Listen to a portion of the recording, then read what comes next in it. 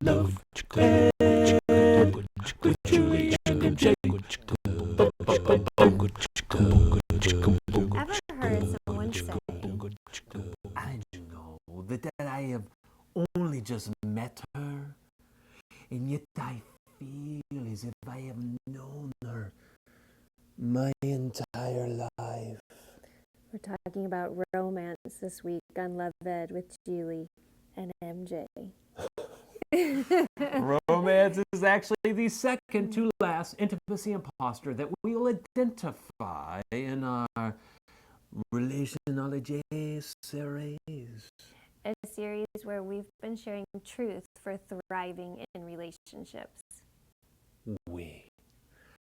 That said, if you haven't already, click the word relationology and you can go back and start with the first video in this series.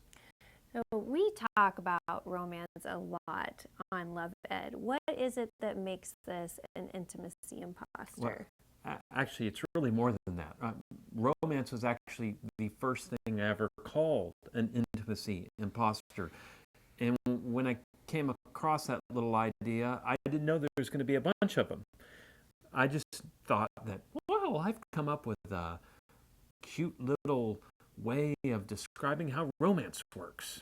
And we define an intimacy imposter as a relational need that we either seek out or settle for other than true intimacy. And when we do this, it keeps us from truly being known and knowing other people. Yes, and nothing could better describe how romance works. So you're calling romance a relational need. That kind of surprises me. Yeah, and that's probably because I spend so much time trying to scare people away from romance. Not because romance is bad, but because it's dangerous. And because it's dangerous, when it's not handled properly, who knew? People get hurt.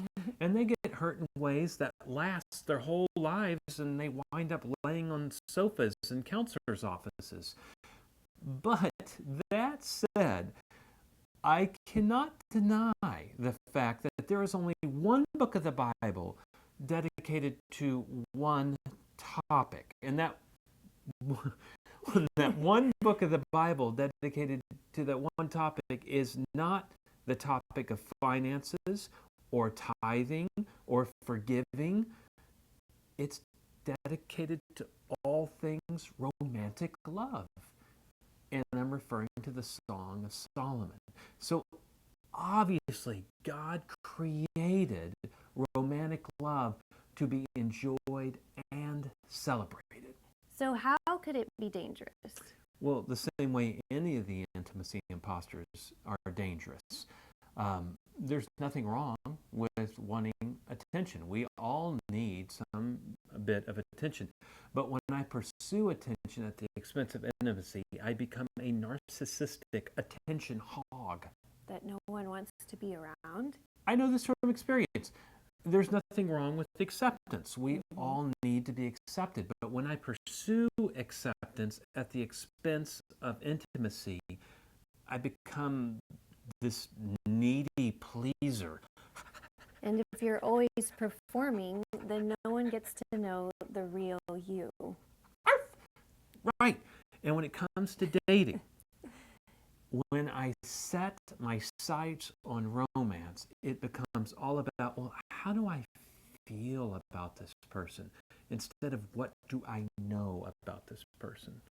And the neurochemistry of romance can cause you to feel like you're very connected to a person that in reality you're not. This is why it is such a dangerous intimacy imposter. Since this video is part of our Relationology series, you'll want to check out this week's recommended readings that are posted below. They come from our Date Night Advice blog, and this week there's only two. The first one entitled, Is It True Love or Just Gas? I made that up. I didn't name that. And in it, I address the age-old question, is it love? Baby, don't hurt me. And the second post is entitled, Trusting Your Feelings Only works in Star Wars. And even then, only half the time. Or you might become Luke, who falls in love with the twin sister he never knew he had. I am very glad that was not part of our story. Yeah, why didn't he use the Force to figure that out? Well, we're going to share a little more of our story next week.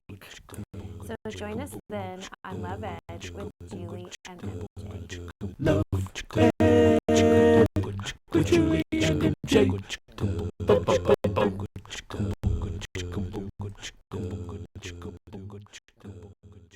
Yes, that's why I put that in there. Okay.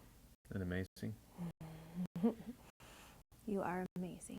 I don't like to brag, but it's difficult to restrain myself from doing so.